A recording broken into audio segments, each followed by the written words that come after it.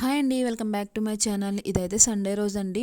చెప్పాను కదా, బోటి చేసిన తర్వాత బోటి కర్రీ అయితే గ్యాస్ మీద అయితే పెట్టేసి మళ్ళీ ఈ పచ్చిరాయలు అయితే చేయడం మొదలు పెట్టాను అనమాట. ఇవైతే 100 రూపీస్కి ఇచ్చారండి. మీ ఊర్లో 100 రూపీస్కి ఎన్ని రాయలు వస్తాయో అయితే కామెంట్ చేయండి. ఎక్కువ వస్తున్నాయి కదా, నచ్చేస్తే తీసుకుంటే ఇలాగే ఉంటుంది.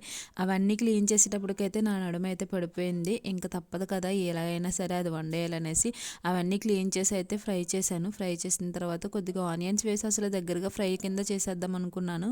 మళ్ళీ బోటీలో వేసాను కదా మామిడికాయ, అది ఉండిపోయింది కదా అనేసి ఆ మామిడికాయని మళ్ళీ వేసి పచ్చిరేలు మామిడికాయ కర్రీ అయితే ట్రై చేశాను అనమాట. ఈ కర్రీ ఇంకా అవ్వను కూడా అవ్వలేదు, 1:30 2 అలా అయిపోతుంది. అప్పుడు మా వాళ్ళందరూ అయితే కంగారు పెట్టేస్తున్నారు. పుల్లలకైతే వెళ్దాం అనేసి అన్నాను కదా, రండి అనేసి. అందుకని అయితే ఈ కర్రీ అయితే మా వారికి అప్పచెప్పి సగంలోనే వెళ్ళిపోయాను అనమాట. మొత్తం ఆ రోజంతా తోటలంతా తిరగడమే సరిపోయిందండి.